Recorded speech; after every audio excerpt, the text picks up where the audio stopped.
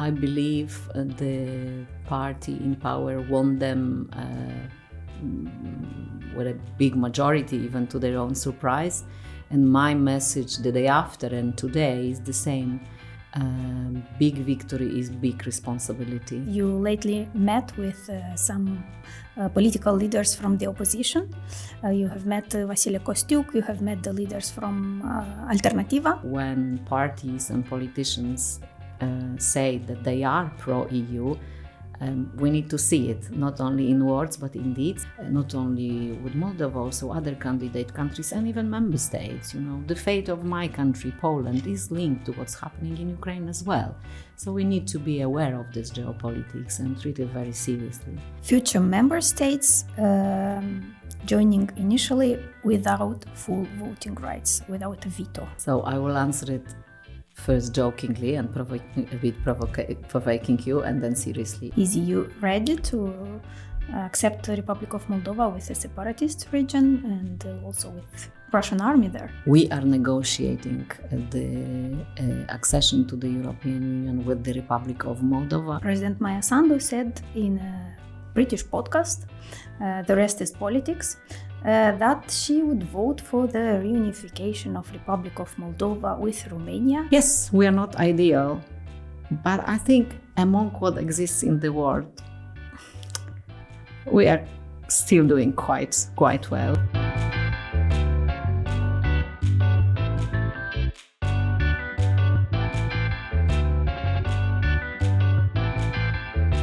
Bun regăsit la Podcast ZdCe, sunt Natalia Zaharescu și invitata acestei ediții este doamna Iwona Piórko, ambasadoarea Uniunii Europene în Republica Moldova. Vom purta această discuție în limba engleză, dar vom avea traducere. Welcome, Your Excellency, Madam Ambassador, Ziarul de Gardă. Bună ziua, my really big pleasure. Bună ziua, thank you for accepting to have this discussion. And I wanted to start asking you about a thing you said, that you want to visit like every locality in Republic of Moldova. Where have you been until now, and how did you see the reality in the Republic of Moldova, maybe comparing to what have you prepared to see here? So first of all, really, it's a great pleasure to be in this special place, of which I'm a great fan. So it's an honor, actually. As to what I've seen so far, I actually had quite a start, because I started in the Republic of Moldova as European Ambassador on 1st September. And already in the first week, I had 3 visits of 3 European commissioners. So I actually went with them to quite some places outside Chisinau. For instance, to Stefan Woda, I remember very well, with the Commissioner for Agriculture, Hansen, to see, you know, the farmers, the reality there, etc. But in the meantime, I started really to visit different corners. Anăninoi, for instance, Gura Becului, yeah. And other places where I saw things as interesting as firefighters festivals, which are actually very good place to meet both old and young and hear different views. I've been also to Tiraspol. I am going tomorrow actually to Gagauzia for the first time, going to the north very soon. I really try to go everywhere because in particular, in the beginning, people are always asking me about my priorities, etc. But there are obvious priorities to help bringing you to the EU. But you also really need to listen to people everywhere to know how to do it. And that's the main reason for these visits. Did you met like really enthusiastic people about the European integration of Republic of Moldova, or more skeptical? I met both kinds and also in-betweens. But I have to say that even those that have doubts are always extremely respectful, polite, and I am, I think, quite a good listener, because I think it's really important to listen to them and to try to understand the perspectives. And all of them have treated me with great respect and, I believe, trust. Yeah. As you mentioned, you arrived here just when the elections were beginning here in Republic of Moldova, we had very important elections, won by Party of Action and Solidarity, with, I think, the biggest promise of all time for Republic of Moldova, to bring Republic of Moldova into the EU.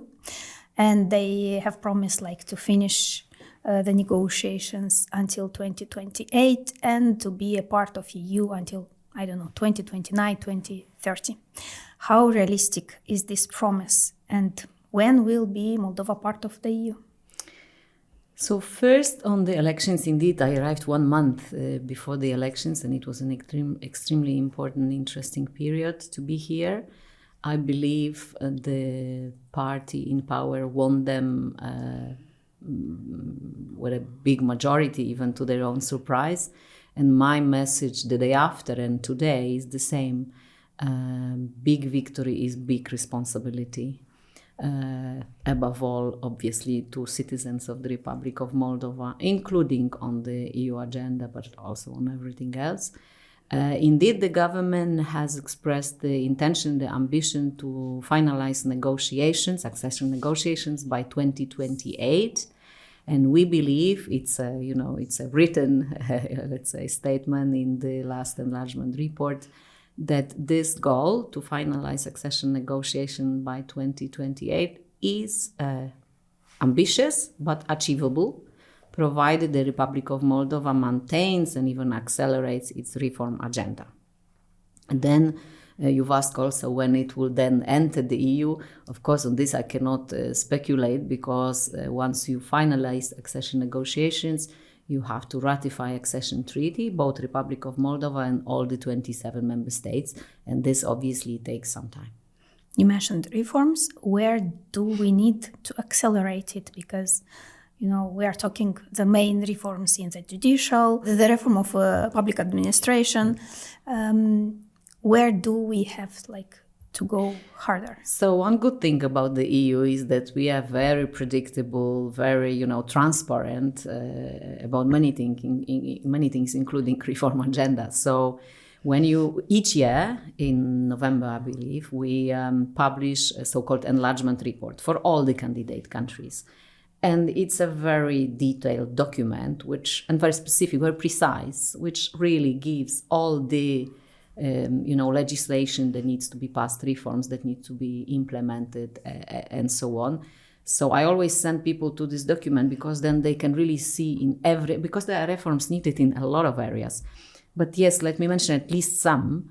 And I think you are very, very right to pinpoint to what we call in general area called fundamentals. And we often say that it's like with a house. When you don't have your fundamentals right, the house will collapse. And it's the same with fundamentals. It's about anti-corruption, judiciary, governance, public administration, and so on. All these areas are under reform in your country, under impressive reform, but more needs to be done. But, there is really also reforms, of course, to be taken in sectors, in transport, in agriculture, in what have you. Accession is a complex process, yeah. I noticed you lately met with some political leaders from the opposition. You have met Vasile Kostiuc, you have met the leaders from Alternativa. What did they tell you, and what did you tell them? Because they say they support officially European integration of Republic of Moldova. Did they convince you about that? So first of all, European Union, both within the European Union and outside, really believes that in any democratic, society, you need to involve all parties that are in the parliament, all stakeholders, etc. So that's the reason I'm meeting all of them. Actually, I hosted a meeting with opposition leaders from the parliament for Commissioner Kos during her last visit here. To which all parties came except communists, I have to say. So now I am following up on this and meeting them bilaterally for proper discussions. This time all parties actually from the parliament agreed, so I'm very grateful, and I'm meeting them really one by one. Indeed, I've met these two you mentioned, but everyone is kindly scheduled for next weeks or days. I'm someone who prefers to have things done. So rather than talk about them, a lot, so these were, I don't want to repeat what people tell to me in my meetings, but I can say what I said. And I said more or less what I've just told you, that every voice that is represented in the parliament comes from the citizens, and we need to hear all the voices. But also, when parties and politicians say that they are pro-EU, we need to see it, not only in words, but in deeds, in the way they vote, in the way they keep responsible public discourse on the European integration. I'm not interfering in other things and, inter-party dynamics, but about the EU integration, yes, this is in your constitution, and we should all work for it. They, all those that I have met so far, confirmed to me that they support European integration, and they even explained to me why. This was not a meeting for me to get convinced or not. This was the first meeting. I intend to maintain this dialogue with them and many other stakeholders to work together to fulfill the goal established by the citizens of this country. Let's speak where now Republic of Moldova is standing in the accession process. Now we are having the so-called technical negotiations, and can you tell us when we'll be starting the political negotiations on clusters? We know about the situation in the EU because Republic of Moldova is in the same package with Ukraine, and we know where Hungary stays on these matters. When will the political negotiations will be starting? So, first of all, Republic of Moldova is a candidate country since 22 and open accession negotiations already. What has to happen at political level is agreement of all the member states, 27 member states, to officially open negotiations of precise clusters. And we have clusters. In clusters we have chapters, but basically we usually start with fundamentals, as you talked. So this has not yet happened. You mentioned Hungary. Hungary, by the way, also obviously agreed and voted for Republic of Moldova and Ukraine to be candidate countries. So we hope that the next step will be all member states agreeing rather sooner than later on this. However, what really counts at this stage, and I don't want anybody to underestimate it, is that no time is lost. The work is going on, and there's a lot of it, believe me, on all sides. So indeed, in December, all the member states, all the 27 member states, gave to the Republic of Moldova and also to Ukraine specific guidance on all these clusters, on these issues. Not all, for the moment on 3. We call 1, 2, 6, which is fundamentals, internal markets, so economy, etc., and 6, which is external relations. So the Republic Moldova, they already had an idea before, but since December they know very precisely what has to be done in these areas. The discussion, the technical discussions are really ongoing. There's lots of meetings, etc. So this work is really very intense. And let's hope that the remaining 3 clusters, the technical discussions, can start very soon. And then when, the politics of it work, we will all be very advanced anyway in our work, and I would really focus on that above all. Mm-hmm. So now we are working here at home and waiting for the response from the EU. Oh, believe me, the EU is working as well. So maybe this is a very good question. So before the technical the guidance from all the 27 member states in December, Moldova had to kind of self-monitor itself. So when I said they already knew a lot of things, of course, from enlargement reports and so on, they were doing already a lot of things. For instance, screening all your legislation, comparing all your national legislation in all areas to the EU legislation, so it's compatible.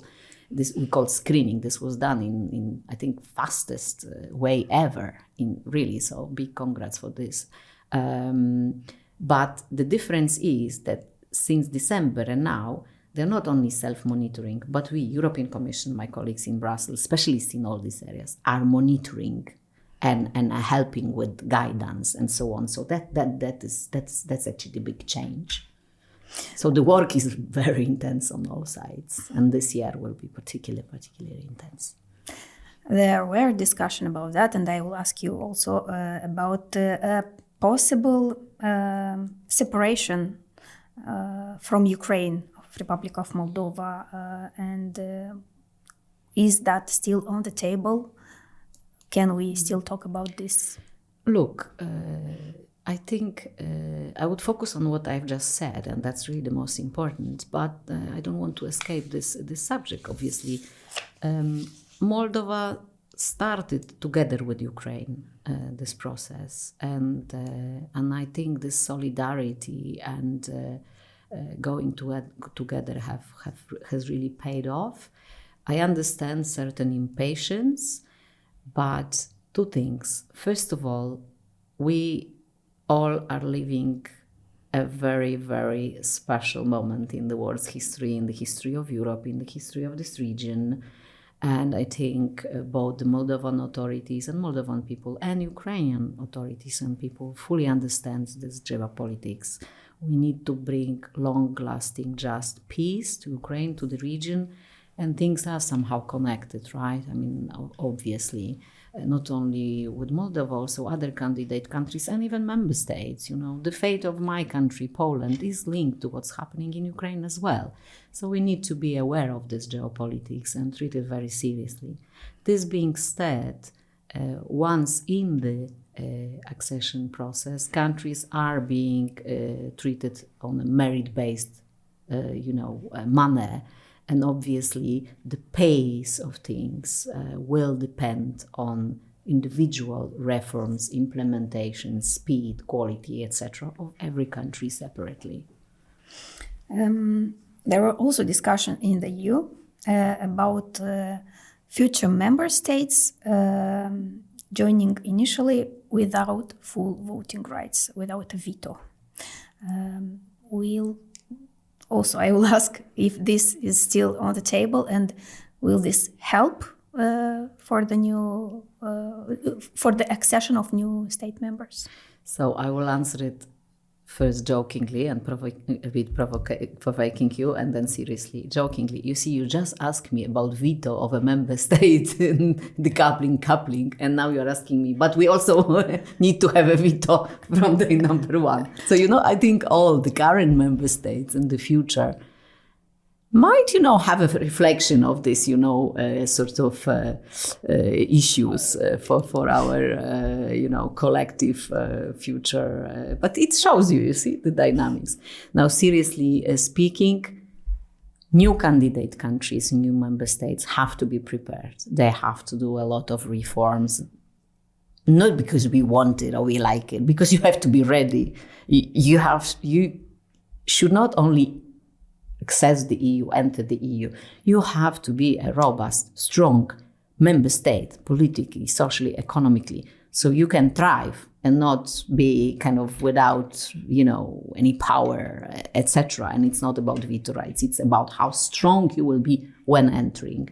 So that's one point. The EU, the current EU, has to do the same. Each accession changes the EU dynamics a bit, institution change, issues, areas, etc. So we also have to adapt. And this discussion is ongoing right now. And indeed, there will for sure be adjustments in the process. This is important also for the whole EU, come of each enlargement stronger. I'm a big believer on this. How could I not be, coming from Poland, where we were over 20 years ago and where we are now? Poland is stronger and European Union is stronger, and I'm sure the same will happen with your accession. But it takes time, effort, frustrations. It is a complex thing. Yes, it is. We are here next to a country which is in the war, and we are feeling it here in the Republic of Moldova. We have like drones flying in our airspace. We saw a promise from European Union of investing 20 million euros in the air defense of Republic of Moldova. Can you tell us more on how EU is helping Moldova from this point of view, from this security point of view? First of all, you started with Ukraine, and I want to take a moment to appreciate the solidarity of Ukrainian people, both in 22 when the invasion, full-scale invasion happened, and now. It's really impressive how people, try to help. Now we have a beautiful winter in Chisinau. Each time I say something about how beautiful it is, people respond. But imagine what's going on in Ukraine without electricity, light, heating. And I find these reactions really very, very human and moving, and saying a lot about solidarity of people here. Now, solidarity is one thing, but you are actually vulnerable yourself, right? You said it right, and you're right, and the European Union acknowledges this and tries to show solidarity. Your own government, president authorities also do, and invest and discuss and build up defense more than in the past, and speak about this more. This used to be a sensitive subject in your country, but I think people realize now that the risks are deep, and also this area needs reform and support. We actually spent so far almost 200 million on defense, security issues, resilience, and so on. Including, you've mentioned air defense, but this is much, much bigger, of course. And there is substantial money on its way to help further. So we also have, of course, dialogues in the area of defense and security. It's an important area, a growing area of cooperation for your country, of course. Mm-hmm. And also we see these attacks not only in our airspace, but in also our informational space. We had very important elections this year and the last year, and we saw a lot of propaganda. How does EU help Moldova in this area? We know it helps a lot, and maybe you have some new plans in this area for helping Moldova. Thank you. This really gives me a good occasion to once more pay tribute to your outlet and yourself personally. I'm quite aware of what you did in 2022 and last year. And I believe really this country, quite simply, wouldn't be where it is without your role. The role of your media and your own role, and I mean it very seriously. Yeah, thank you. You're very kind. No, it's real.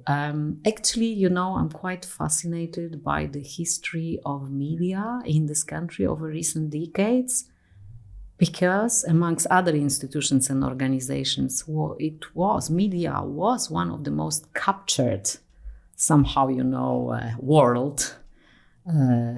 By some people now in prison and some others. And it has undergone, and it's still undergoing, an incredibly profound transformation, not finished yet. And it's just so unbelievably important that there are outlets like yours that work now in actually investigating this very, very difficult situations you've just described with all the bravery, courage. I find this symbolic as evolution, as an outcome. What the European Union does, we support everywhere in the world. So obviously also in a place like Republic of Moldova, which is really at the forefront of this, propaganda efforts. We support independent media, transparency, also actually media literacy, because this is also very important, We support this, and we will continue to support this further with increased financial, resources, but also conversations. To be very, very clear about this, because I actually think in all future elections and so on, this will increase. The AI-based fakes, the propaganda, and so on. This is not going anywhere, even in non-election year, which is rare in Moldova in recent times. But so it's a very serious issue. Mm-hmm. How did you see our authorities manage this situation? Did they do a good job, or maybe they could do better to defend our society in front of the propaganda? You can always do better. All of us can do better. But I think, recent elections, and not only this ones I actually witnessed, but, 3 last elections show that the authorities, the institutions in this country did a good job. Otherwise, you probably wouldn't be there where you are. So big credit goes to the institutions, but equally big to media and journalists, civil society, and frankly, citizens themselves. Because I saw cases where it really took civil courage to vote, and to vote the way you wanted, because people were, under a lot of pressures, bribes were proposed to them, intimidation, what have you, and I don't know, I almost had the impression this September that sometimes more you pressure Moldovan citizens, more they show resilience, which is not an invitation to keep trying, but rather congratulations and really admiration for this, civic attitude. As we saw how this propaganda works, it really uses the vulnerabilities of the society, and all the mistakes are done here locally by the authorities. They use it. So for us, it's also very important to monitorize how the authorities are doing, because even though they have the power, they can do some mistakes that I don't know. We are looking and monitoring them not to mistake, and so that they will not damage our European path doing mistakes. And you are very, very right. Media are there for that. You should continue investigate, monitor all kinds of issues. For everybody, people out of power and in power. I think it's absolutely sound approach. But you also mentioned another issue, that these, propaganda efforts of buying votes, etc., very often actually focused on very vulnerable groups of people. And indeed, I often say it's not only about democracy, it's also about social justice. Many were women or in economic vulnerable situation. I always also personally get very anxious when cases of young people are revealed, because young people who, for instance, were bribed to vote differently, this will stay for life. This is not only one election. It can really influence the way they will function in society, even in family, and so on. So these are very serious issues. The growth plan for Moldova, I want to talk also about this, about 1.9 billion euros. And my question would be, how will you be monitored so this money is spent in a correct way here in the Republic of Moldova? And maybe you can mention some of the most important projects financed by this plan. So indeed, growth plan is really an incredible offer. So it should be really well used. It's for 3 years, and indeed it's a new way of financing. It's a completely different sort of ball game. So. Just for Moldova, it was. There is growth plans also for other countries like Balkans and so on. Moldova is doing well although this is only the beginning. So indeed, it needs to be watched. But it's actually a very monitored process. So you have growth plan money, which is divided in steps, reform steps. We call it reform agenda. In the case of Moldova, if I remember well, it's 153 steps.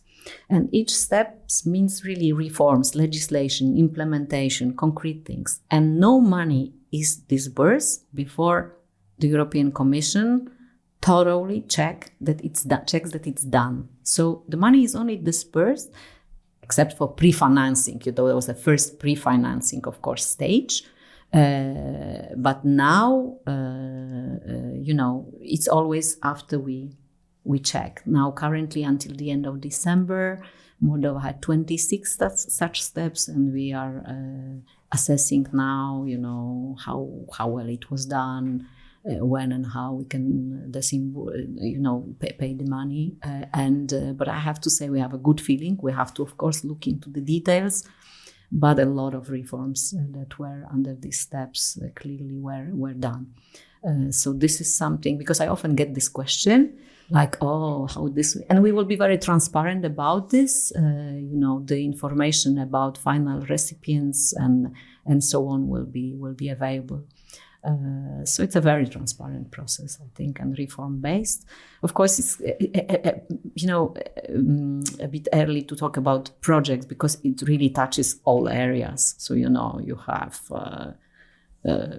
it's about justice reform, it's about schools. I mean, so it's really across the board. Important infrastructures, projects, and also for absolutely.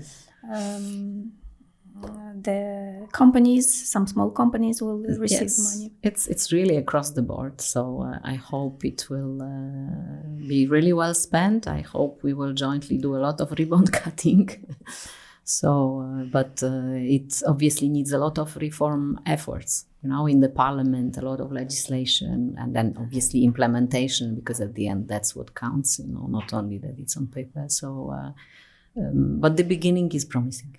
Yeah, you said you get a lot of this kind of questions. Is because in our society we are still talking about corruption being very widespread. So we are wondering if this could maybe happen to European money, and we do not want this to happen. I really think we have so many safeguards, also on our side, a lot of, audits and so on. This is taxpayer money. So, I think, by the way, there is a monitoring committee composed, of course, of European Commission and Moldovan government that will be set up, that will also monitor. But as I say, basically, no money is paid before reforms are done, and it will be very transparent. But you are right to watch it, and if you have questions, reach out and so on. It's important. But we are in the beginning, right? It's true. Yeah. You visited Transnistrian region. Yeah. And maybe you can tell us what you saw there. And is it possible for Republic of Moldova to integrate as a whole country, or the integration in 2 steps is still on the table for the Transnistrian region to be, left for some period apart? I am European Union ambassador to the Republic of Moldova, the whole of it. We believe in territorial integrity, of course, of this country. And I visited the Transnistrian region as I visited many other regions that you asked about. Although, of course, it's a bit specific place. We are discussing and observing the work of government on this, and we think this is a very important issue, the work on reintegration. European Union is obviously observer in the settlement process. I will actually have a visit from the EU representative in the settlement process, I believe, next week. So we'll go with her to Tiraspol. I believe reintegration is important for both banks, citizens on both sides. There's a lot of, I always say that without neglecting the complexity of this issue, really, I still think that the fact that people on both banks know each other, see each other all the time, taxi drivers in Chișinău are frequently from Tiraspol. There is, business communities working together. We even have an EU-funded hub. You have a lot of female, by the way, entrepreneurs on both banks working together and so on. So the authorities here, this is their obviously goal and ownership and task, and we do hope that it's going to be intensified. Is EU ready to accept the Republic of Moldova with a separatist region and also with Russian army there? I don't, want to speculate on and use definitions here. We are negotiating the accession to the European Union with the Republic of Moldova and its government, and we do have trust in the government dealing with the reintegration issue with the determination it needs to bring the whole country to the EU. Recently, President Maia Sandu said in a British podcast, The Rest is Politics, that she would vote for the reunification of Republic of Moldova with Romania in a potential referendum. That declaration, it was commented a lot in national press and international press. How do this idea, the idea of the reunification, we know about our history, common history of Romania, relate to the idea of European integration? I would not want to speculate on the issue of reunification with Romania, but what I would like to say in this context and any other context is the European Union integration is the choice of Moldovan citizens of the Republic of Moldova that is now reflected in your constitution. I believe the president, I have no doubts, he actually assured me of this, and also the government, other stakeholders, citizens, work very hard towards this goal, as we do work very hard to support this goal. And this is why I'm here. I will also spare no efforts in the 4 years I will be here to bring you as far as possible during my mandate, and this is what I will focus on. And finally, how could you explain for an average citizen of Republic of Moldova what is European integration about? Maybe you can tell an example from your country, what is happening during this process and after that. This is a very big question, so maybe I will answer it. You caught me here by surprise. I will answer it in a small way somehow. European integration is about making sure you are doing the best you can for your own family. I'm thinking of my daughter who wouldn't be able to study in other places the way she can now. I would never be able to provide her with opportunities which I'm able if we were not in the EU. I often joke to Moldovan young people when they ask me similar questions. I say, look guys, in 20 years from now, you will be EU ambassador in another place, maybe somewhere in Latin America. I don't know, we will be representing all of us, not only your country. So, of course, not everybody has to do this.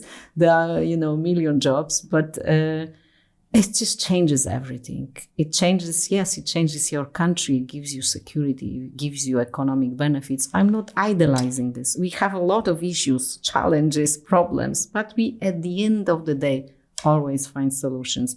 And yes, we are not ideal, but I think among what exists in the world, we are still doing quite well, and we have quite a queue of countries that want to be with us, which we only welcome. That's why we are supporting your impressive country and your impressive people so much, and we will continue to do so. For me, it's a personal honor, but also personal pleasure, because as you say, you asked me for examples from my own country. You know, I remember very well Poland before the EU and after, and I feel like I lived two different lives.